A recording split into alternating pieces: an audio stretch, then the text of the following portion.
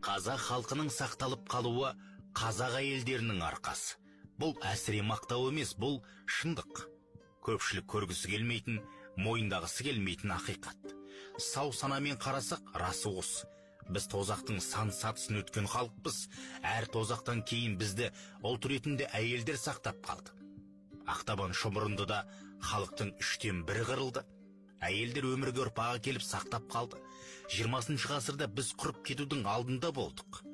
Өткен ғасырға әлемдегі ең көп халық болып кіріп, ең аз халықтың бірі ретінде шықтық. Бірақ жойылмадық. Әйелдер біздің ұлтты құтқарып қалды.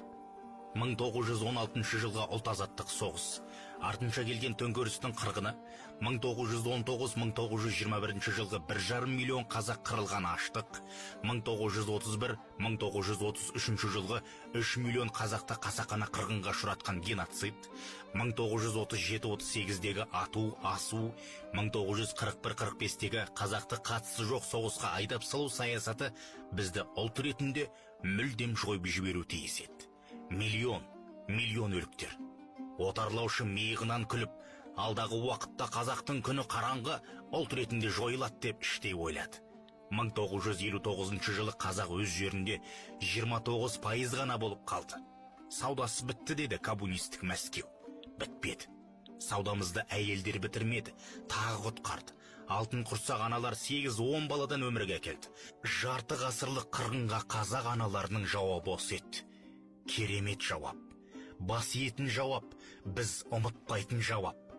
Қазақ қайта тірілді. Оған ұлт ретінде жан берген қазақ әйел еді. 90-ның тоқырауы келді. Жұмыссыздық, дағдарыс, елде қаржы жоқ. Сол сәтте де аналар елді алға сүйреді.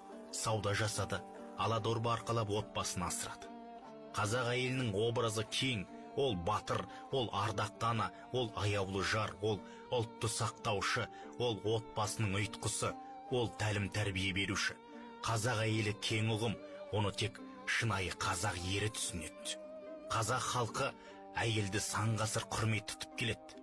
Еуропа әйелді мыстанға теңеп, отқа жаққанда, арабтар тірідей жерге көмгенде, біз қадір тұтып қастерлегенбіз. Оған Тұмар, Бопай, Назым, Гаухар, Зере, Ұлжан, Айғанымдар дәлел. Сондықтан қазақ әйелінің қандай болуы керектігін бізге араб пен батыс үйреткені қаншалықты дұрыс. Бізге әйелдің қоғамдағы рөлін басқалар үйретпесін.